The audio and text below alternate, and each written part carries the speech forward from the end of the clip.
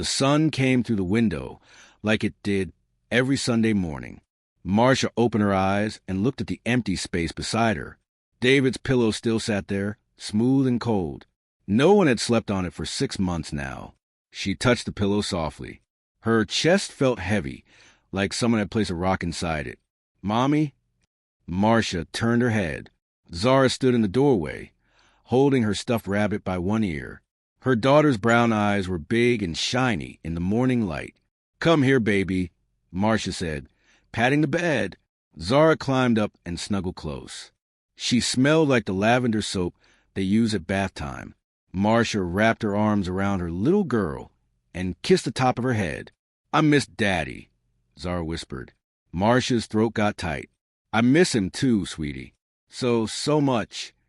They stayed quiet for a moment. Outside, a bird sang. The house felt too big and too quiet without David's laugh filling it up. "But, Mommy," Zara said suddenly, sitting up straight, "I still see Daddy." Marcia's heart skipped. "What do you mean, honey?" "At school," Zara said, like it was the most normal thing in the world. "Daddy visits me at school every day." The room seemed to spin. Marcia sat up too, holding Zara's small shoulders. "Zara, what are you talking about?" "During recess," Zara explained. Her voice was calm and sure. "When we play outside, Daddy stands by the fence and waves at me. Sometimes he smiles." Cold fear crawled up Marcia's back. "Baby, Daddy isn't here anymore. Remember? We talked about this." Zara shook her head hard. "No, Mommy, I see him. He's real. He wears a dark hoodie, and he watches me play. He looks just like Daddy." Marcia pulled Zara close again, but her mind was racing. Was Zara imagining things because she missed her father so much? Kids sometimes made up stories when they were sad. But Zara sounded so certain, so serious. "Sweetheart," Marcia said gently, "sometimes when we miss someone very much, we imagine we see them. It's okay. It doesn't mean—" "I'm not imagining." Zara pulled away, her little face scrunched up. "He's really there. Ask my teacher. Ask Riley. She saw him too." Marcia's stomach dropped. "Riley saw him?" "Yes. And other kids. We all see the man by the fence." Now Marcia's hands were shaking. If other children saw someone too, then this wasn't just Zara's imagination. Someone was really there, a stranger, watching her daughter. "When did this start?" Marcia asked, trying to keep her voice steady. Zara thought for a moment. "Maybe 2 weeks ago. He comes every day during afternoon recess." 2 weeks. A stranger had been watching her daughter for 2 weeks, and Marcia hadn't known. Anger and fear mixed together in her chest. "Why didn't you tell me before?" "I thought you knew," Zara said simply. "I thought maybe you asked Daddy's spirit to watch over me, like the angels we talked about." "Oh!" Marcia's heart broke a little. After David died, she had told Zara that Daddy was like an angel now, watching over him from heaven. She'd been trying to comfort her daughter. She never thought Zara would think she actually saw him. "Zara, angels aren't people we can see with our eyes," Marcia said carefully. "If there's a real person at your school fence, that's different. That's someone we need to talk about." Zara's eyes filled with tears. "But he looks just like Daddy, Mommy. Same face, same smile, same everything." Marcia felt sick. Who would do this? Who would pretend to be her dead husband and watch her child at school? Was it some kind of sick joke? Or something worse? "Listen to me, baby," Marcia said firmly. "Tomorrow at school, if you see this man again, do not go near the fence. Do not talk to him. Stay close to your teacher." "Okay." "But, Mommy—" "No buts. Promise me, Zara." Zara's bottom lip trembled. "Okay, I promise." Good girl. That night, Marcia couldn't sleep. She lay in the dark, staring at the ceiling. Her mind kept showing her pictures of a strange man watching Zara through a fence. What did he want? Why did he look like David? Maybe Zara was just confused. Maybe the man didn't really look like David at all. Kids sometimes got things mixed up. But Zara had been so sure. And she said other kids saw him too. Marcia grabbed her phone from the nightstand. The blue light hurt her eyes. She typed a message to Zara's teacher, Mrs. Patterson. "Hi, this is Marcia Williams, Zara's mom. Has anyone at school noticed a man standing by the playground fence during recess? Zara mentioned it, and I'm concerned. Please call me as soon as possible." She hit send and put the phone down. Her heart was beating fast. The next morning, Marcia drove Zara to school like always. But this time, she didn't just drop her off. She parked the car and walked Zara all the way to her classroom. "Mommy, you never walked me in," Zara said, confused. "I wanted today," Marcia said, holding her hand tight. Mrs. Patterson was putting books on the shelf when they came in. She was a kind woman with gray hair and warm eyes. When she saw Marcia, her face changed. "Mrs. Williams," she said, "I got your message. I was just about to call you." Marcia's stomach clenched. "So it's true? There is someone—" Mrs. Patterson glanced at Zara, then back at Marcia. "Can we talk in the hallway?" Marcia kissed Zara's forehead. "Go sit down, baby. I'll be right outside." In the hallway, Mrs. Patterson spoke quietly. "Yes, we've noticed someone. A man in a dark hoodie. He stands across the street by the fence during afternoon recess.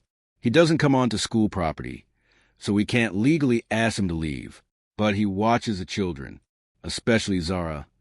The world tilted. Marcia grabbed the wall. "Especially Zara?" "His eyes follow her," Mrs. Patterson said.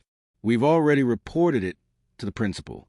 She's contacted the police, but they say unless he does something threatening or trespasses, there's nothing they can do." Marcia felt like screaming. "My daughter thinks he looks like her dead father." Mrs. Patterson's eyes went wide. "Oh, my God. I need to see him," Marcia said. "Today, I need to see who this is." "Afternoon recess is at 2:15, Mrs. Patterson said. "If you want to come back." "I'll be here," Marcia promised. She kissed Zara goodbye and went back to her car, but she didn't go home. She couldn't. Her hands gripped the steering wheel so hard they hurt. Someone who looked like David was watching their daughter. But David was dead. Marcia had seen his body. She'd been to his funeral. She'd cried over his grave. So who was this man? And why did he want Zara? Marcia sat in her car outside Oakwood Elementary, watching the clock on her dashboard. 2:10 p.m. 5 more minutes until recess. Her coffee had gone cold an hour ago, but she didn't care. She'd been sitting here since noon, unable to go home, unable to think about anything except the man at the fence. The man who looked like David. Her phone buzzed. It was her sister, Joyce.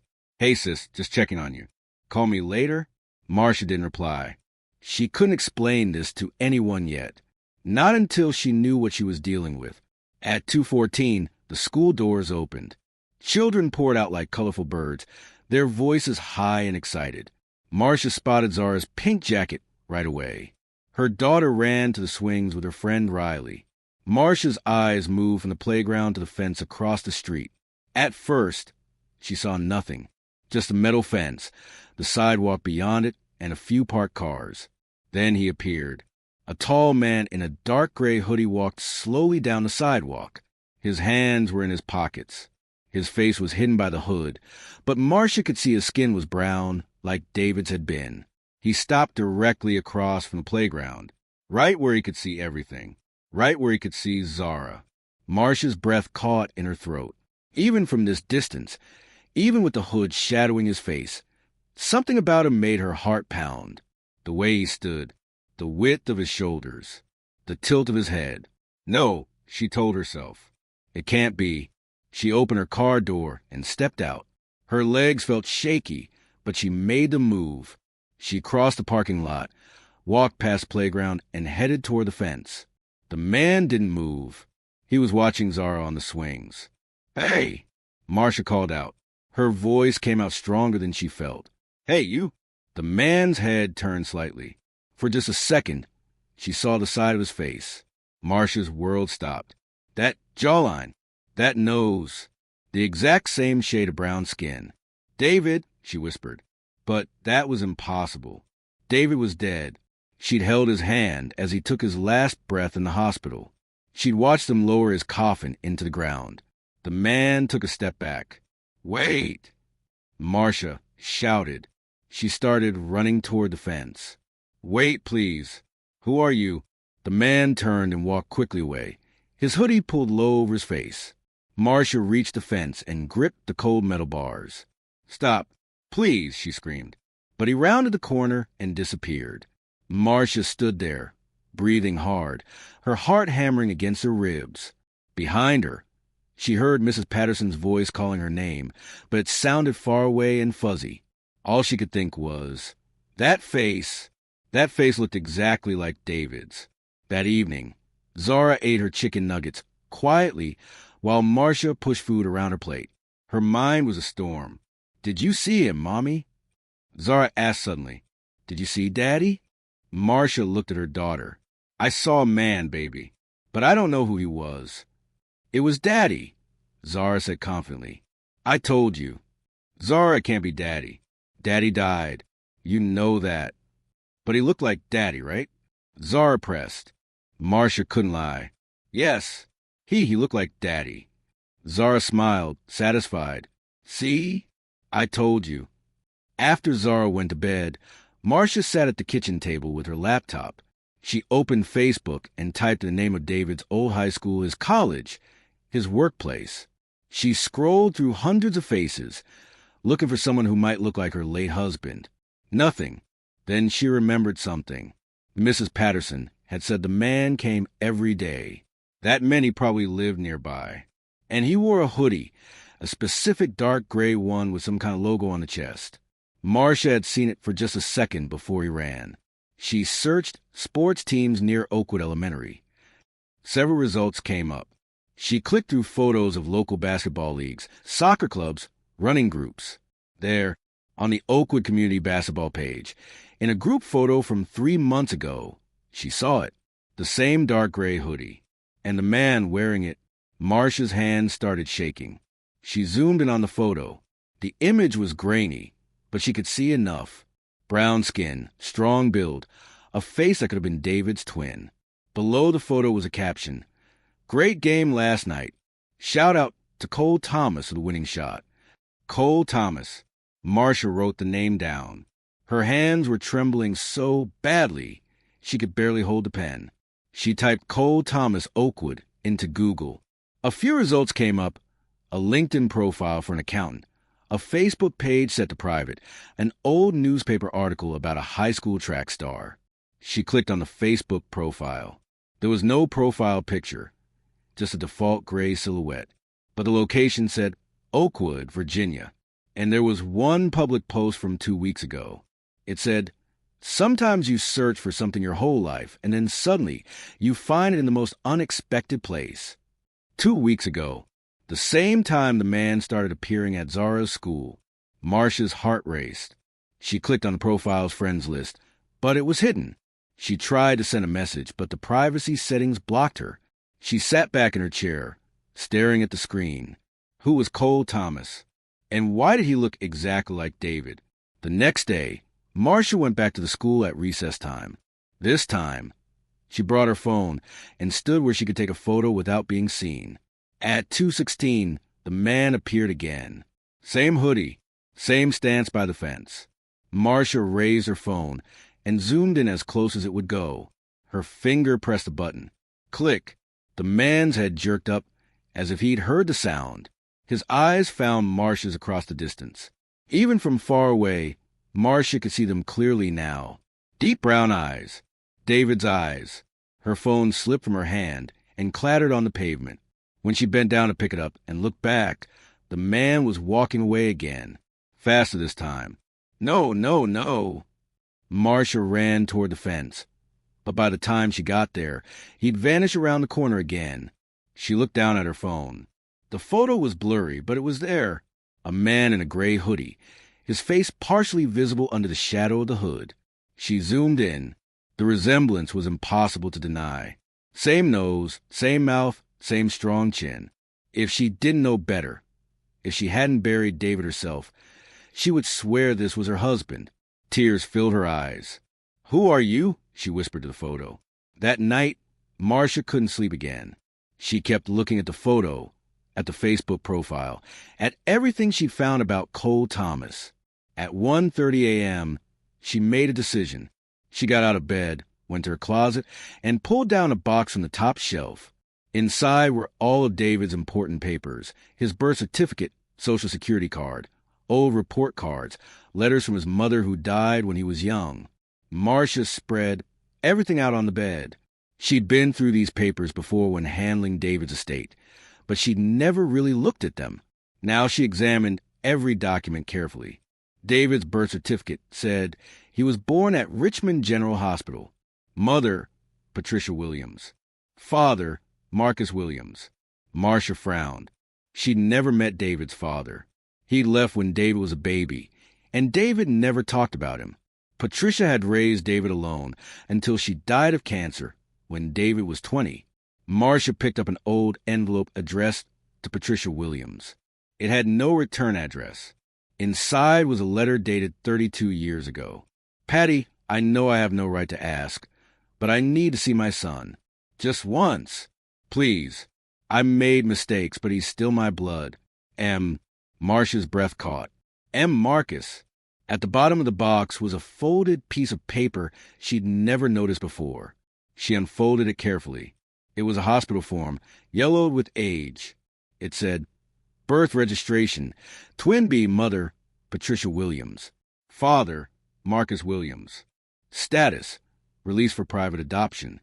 Twin B. The room spun. David had been a twin. Marcia's phone was in her hand before she even realized it. She searched Marcus Williams' Richmond, Virginia adoption. One result made her stop breathing. An obituary from 4 months ago. Marcus Williams, age 68, passed away peacefully on October 15th. He is survived by his son Cole Thomas Williams, whom he raised after the death of Cole's adoptive mother. Cole Thomas, David's twin brother. The man at the fence wasn't a ghost. He was family. Marcia didn't sleep at all that night. She sat on her bed, surrounded by papers and photos, staring at the truth she'd uncovered. David had a twin brother, a brother he never knew about, a brother who was now standing outside Zara's school every day, watching the daughter of the sibling he'd lost. When the sun came up, Marcia knew what she had to do. She dropped Zara off at school and then drove to the address she'd found online for Cole Thomas. It was a small apartment building on the other side of Oakwood, about 15 minutes from the school. Her hands shook as she knocked on apartment 3B. For a long moment, nothing happened. Then she heard footsteps. The door opened a crack, the chain lock still attached. The man from the fence looked out at her. Up close, the resemblance was even more shocking. He had David's exact face. The same deep-set eyes, the same full lips, the same small scar above his left eyebrow that David had gotten falling off his bike as a kid. But there were differences, too. This man's hair was cut shorter. He had a small beard, and his eyes held a sadness that looked old and tired. Please don't run, Marcia said quickly. I just want to talk. My name is Marcia. I was David's wife. The man's eyes widened. His hand gripped the doorframe. You know, he said quietly. It wasn't a question. I know you're his brother. His twin. Cole, right? Cole closed his eyes for a moment. When he opened them, they were wet. I didn't mean to scare you. Or Zara. I swear I never meant. His voice broke. Please, Marcia said. Can we talk? Really talk. Cole hesitated, then slowly unhooked the chain and opened the door. Inside his apartment, Cole made tea with shaking hands. The place was small but neat. On the wall hung a single photo, a man Marcia recognized as Marcus Williams from the obituary, standing next to a younger Cole. They sat at his small kitchen table. For a moment, neither spoke. Finally, Cole began. My father, Marcus, he told me the truth 2 days before he died. He said he'd made a terrible mistake when he was young. Marcia listened, her heart pounding. He and my birth mother, Patricia, weren't ready for one baby, let alone 2, Cole continued. They were 19, broke, and scared. Marcus convinced Patricia to let his cousin adopt one of the twins. That twin was me. But Marcus left anyway, Marcia said softly. He left Patricia and David. Cole nodded, wiping his eyes. He couldn't handle the guilt. He walked away from everyone. My adoptive mother raised me, and when she died 10 years ago, Marcus came back into my life. But he never told me about David, not until the end. Why not? Shame, Cole said simply. He said he didn't deserve to reconnect with the son he'd kept or the son he'd given away. He said it was too late, that too much time had passed. But before he died, he made me promise to find David, to tell him he was sorry. Marcia's throat tightened. But David was already gone. I know. Cole's voice cracked. I found out David died just 6 months before I started looking for him. I was too late. I missed him by half a year. Tears ran down Marcia's face. She understood that pain, the agony of being just a little too late, of missing your chance forever. I found his obituary online, Cole continued. It mentioned a wife, Marcia, and a daughter, Zara. I saw the picture of Zara in the obituary, and she looked just like David did in his baby photos. My father had shown me one. So you came to see her, Marcia whispered. I know it was wrong, Cole said quickly. I know I should have contacted you first, introduced myself properly. But I was scared. What if you didn't believe me? What if you thought I was crazy or trying to scam you? I just wanted to see her, to see the part of David that was still alive in the world. He covered his face with his hands. I never meant for Zara to notice me. I tried to stay hidden, but she has her father's eyes, sharp eyes. She saw me, and then she started waving, and He looked up at Marcia, his face full of pain. I should have left. I should have stopped coming. But every time I saw her smile, I saw David, and I couldn't stay away. Marcia's anger, her fear, all of it melted into something else.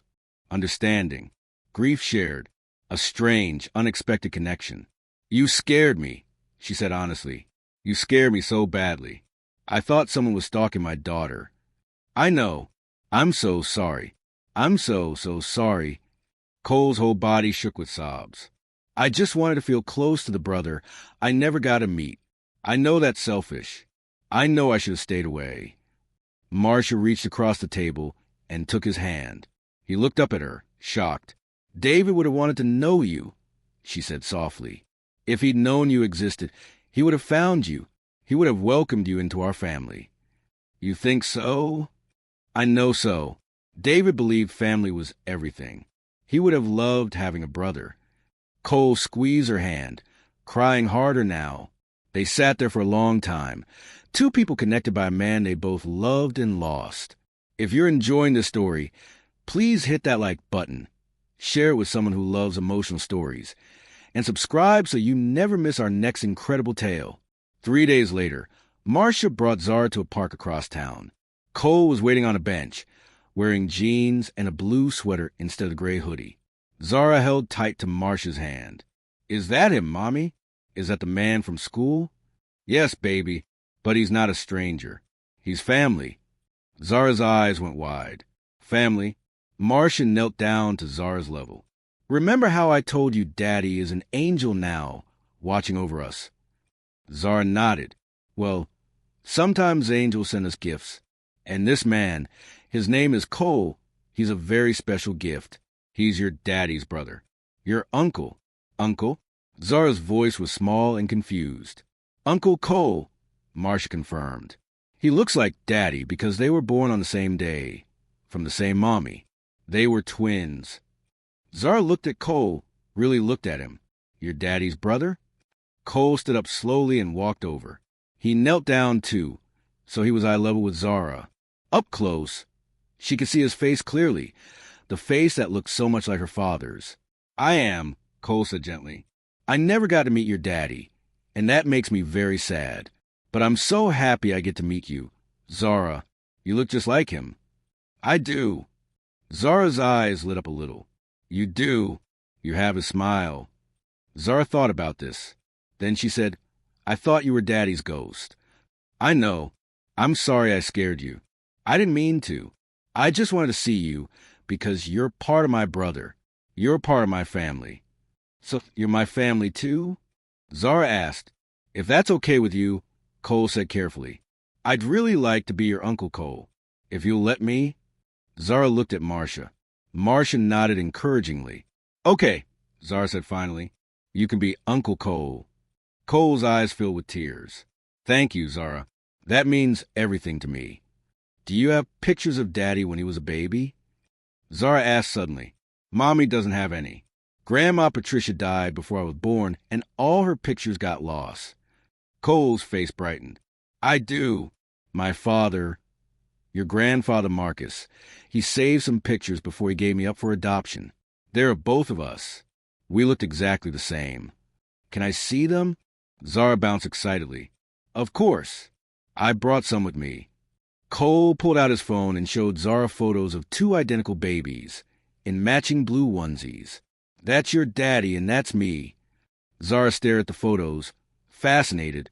You really do look the same. Over the next hour, Cole showed Zara more pictures and told her stories about their grandfather Marcus. He was careful never to pretend he knew David, never to overstep.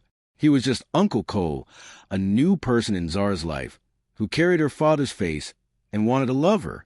Marcia watched them together, and something in her chest that had been tight for 6 months finally loosened. David was gone, but a piece of him had returned in a way she never expected.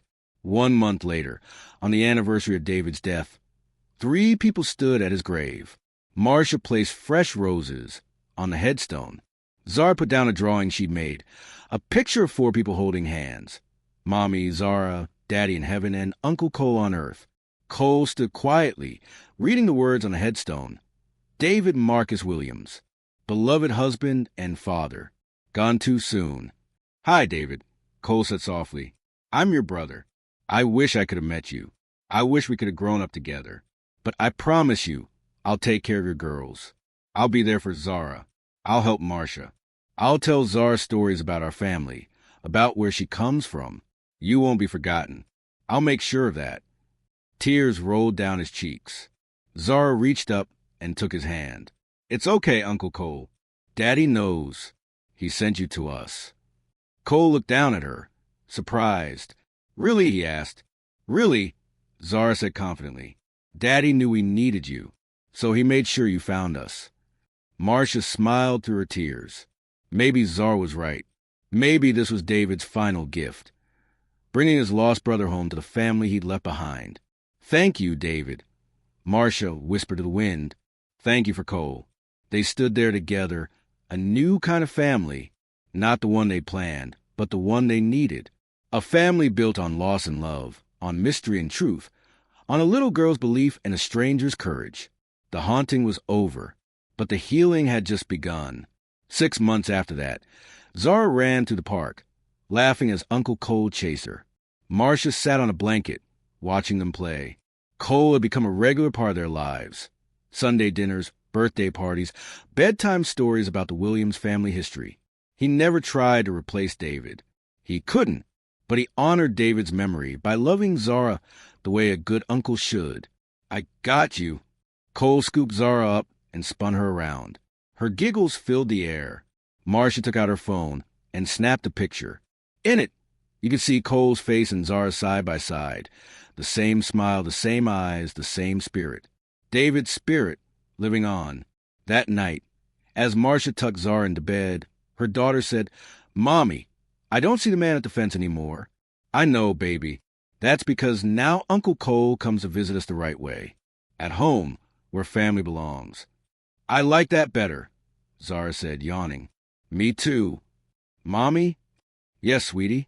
I think Daddy is happy. I think he's happy we found Uncle Cole. Marcia kissed her forehead. I think you're right. As she turned off the light, Marcia looked at the photo of David on Zara's nightstand. In the dim light, it almost seemed like he was smiling a little wider than usual. Rest easy, David, she whispered. We're okay now. We're all okay. And for the first time since his death, she truly meant it. Did this story touch your heart? Don't forget to like this video, share it with friends and family who love powerful, emotional stories, and subscribe to our channel for more incredible tales that will move you, surprise you, and remind you that love never truly dies. It just finds new ways to return. Hit that notification bell so you never miss our next story.